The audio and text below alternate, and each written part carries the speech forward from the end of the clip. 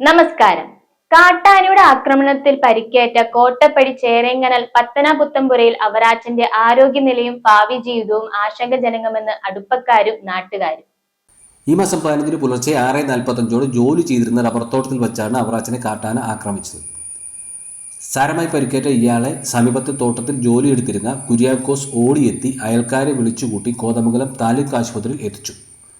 ഇവിടെ നടത്തിയ പരിശോധനയിൽ പരിക്കുകൾ ഗുരുതരമാണെന്ന് ബോധ്യപ്പെട്ടതിനാൽ വിദഗ്ധ ചികിത്സയ്ക്കായി കോലഞ്ചേരി മെഡിക്കൽ കോളേജ് ആശുപത്രിയിലേക്ക് മാറ്റി.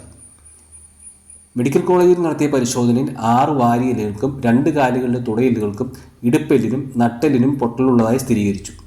കഴുത്തിനും പരിക്കേറ്റിട്ടുണ്ട്. ചികിത്സാ കാലയളവ് കഴിഞ്ഞാലും അവറാച്ചൻ എഴുന്നേറ്റ് നടക്കുമോ എന്ന സംശയത്തിലാണ് അടുപ്പക്കാരിൽ ഏറെയും. ഭാര്യ മരണപ്പെട്ട ശേഷം ഹോട്ടലിൽ നിന്നും മറ്റു ഭക്ഷണം കഴിച്ചാണ് അവറാച്ചൻ കഴിഞ്ഞിരുന്നത് എന്നാണ് നാട്ടുകാർ പങ്കിട്ട വിവരം.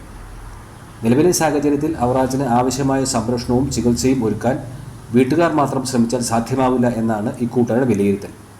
അതിനാൽ അവറാച്ചന്റെ തുടർ ചികിത്സയും സംരക്ഷണവും സർക്കാർ ഇടപെട്ട് ഉറപ്പാക്കണമെന്നുള്ള ആവശ്യവും ഇവർ ഉന്നയിക്കുന്നുണ്ട്.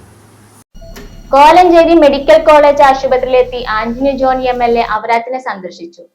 MLAയോടൊപ്പം കോട്ടപ്പടി ഗ്രാമപഞ്ചായത്ത് president Mini Gopi, block panchayat member Asha Ajith, CPIM Kothamangalam area secretary Joy Abraham, Kodanad range officer Athish R, ward മെമ്പർമാരായ സണ്ണി വർഗീസ്, സന്തോഷ് അയ്യപ്പൻ തുടങ്ങിയവർ ഉണ്ടായിരുന്നു.